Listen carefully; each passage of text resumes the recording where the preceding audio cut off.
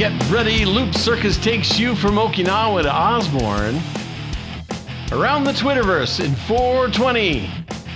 Loop Circus. Greetings from the middle of everywhere. I'm Ronnie Hayes, and this is your 420-ish Twitterverse update. Stay with us for this week's Once Heard Can't Be Unseen Loopcircus Peekaboo, where today we find out who, besides the Beatles, like to do it in the road. In the global view, COVID news in France has taken an unwanted turn as nearly 23,000 cases were confirmed in a single mid-October day.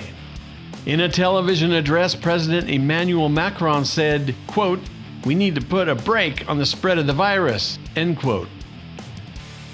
Macron is urging action because of the difference this particular spread has over the one in spring. That being, this time the Rona was dispersed to all areas of the country. The new restrictions address the concern of medical facilities getting overrun as winter sets in. In America the Beautiful, president debate format got a facelift. It seems the old screaming head style of steamroller brawling has finally reached its logical conclusion.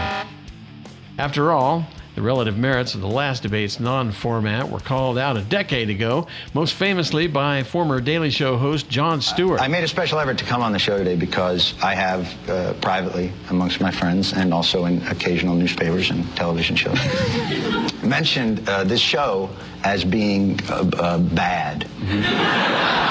And I felt that wasn't fair, and I should come here and tell you that it's not so much that it's bad as it's hurting America. Each candidate got 2 minutes from each 15-minute segment to set down their responses, with opponent mics switched off.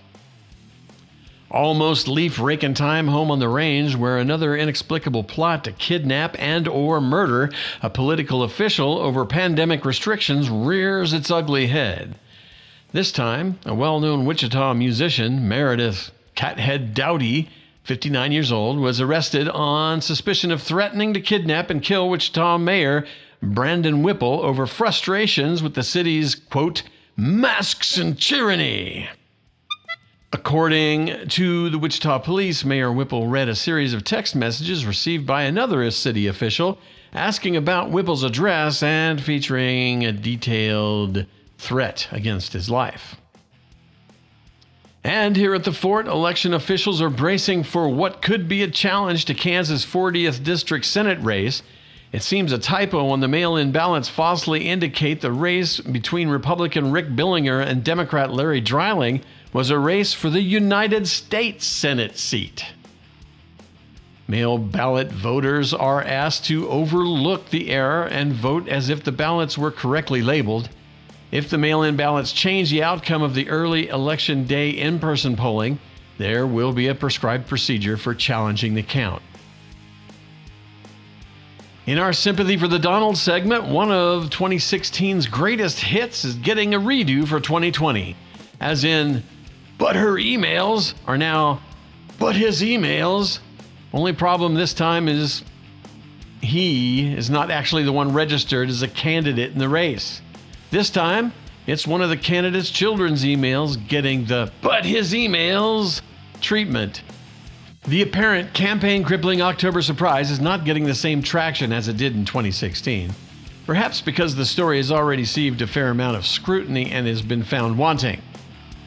Though President Trump has called for Attorney General Barr to open an independent investigation into the matter, Barr is refusing, and some believe it's because he knows the story is a nothing burger. And finally, government COVID restrictions have no effect on a growing trend happening on the island of Okinawa, Japan. A trend known locally as rojani.